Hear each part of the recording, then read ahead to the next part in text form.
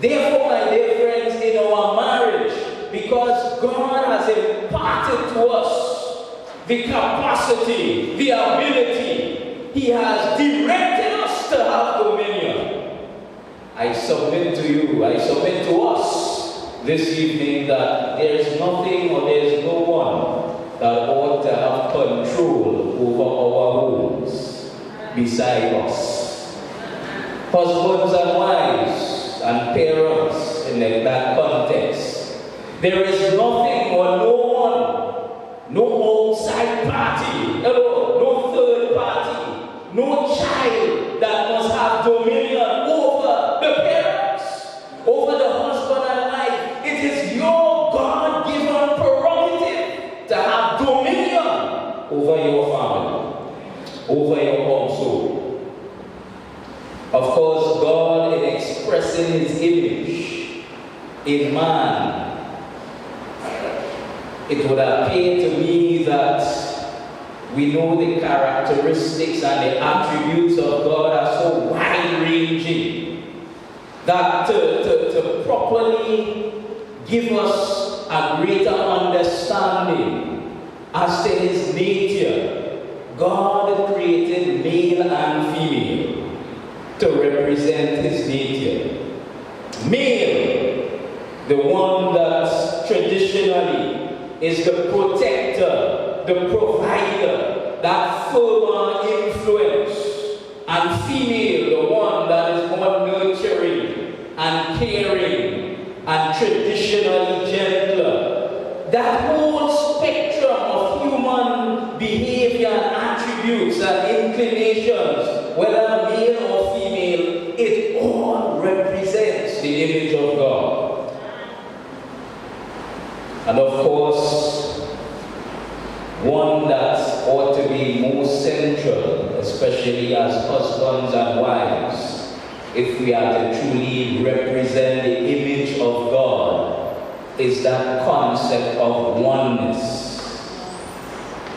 God, the Elohim, Father, Son, Holy Spirit, the triune God said, let us make man. And they created male and female.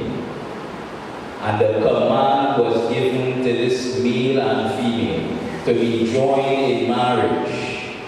And let's see, let's observe what God, the very first marriage officer, if you please, said at the wedding ceremony of Mr. and Mrs. Adam.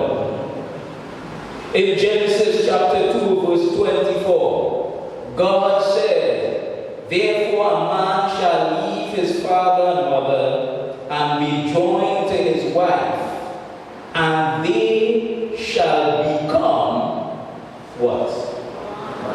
One flesh. A marriage is the only human institution or relationship on this earth that exhibits the truest sense of, or at least it ought to exhibit the truest sense of oneness. You can have a good relationship with your good friend, your best friend. You can have an excellent relationship with your brother or your sister by blood. You can have great relationships with your cousins or even your children or your parents.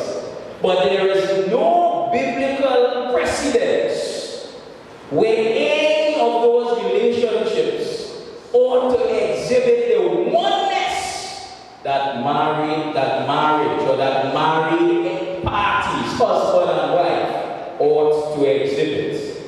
The oneness. And so you would appreciate why the Bible lets us know that God hates divorce. Because divorce takes the image of God and distorts it instead of reflecting it.